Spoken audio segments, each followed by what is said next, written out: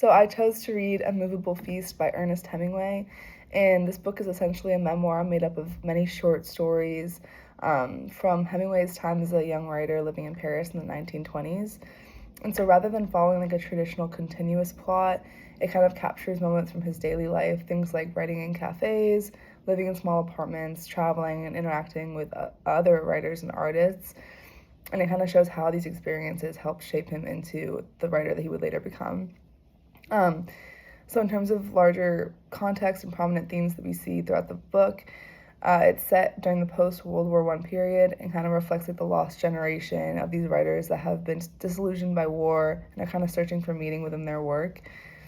So major themes we see are things like poverty and ambition, creative freedom, kind of the tension between youth and also seeking that experience to further their artistic work. And Hemingway also focuses on how both personal and professional relationships can either like nurture or undermine creativity. So connection to a city, obviously Paris, set in Paris, but also Hemingway has Paris be very central to the book's identity. He portrays the city as a place that nourishes creativity, especially for those who are lacking with resources. And it's a timeless and emotional place that stays with you long after you leave it.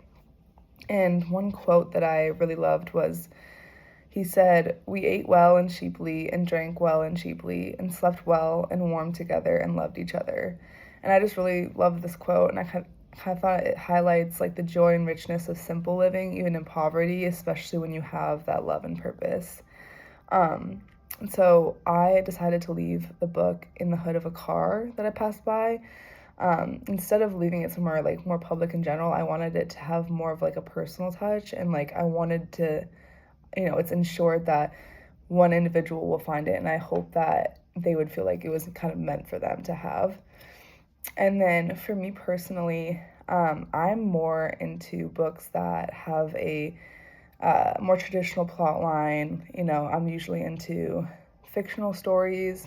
And so I would recommend this book to those who love Paris, love history, love Hemingway. I think it's a really valuable book, but it's not something that I personally enjoy for myself.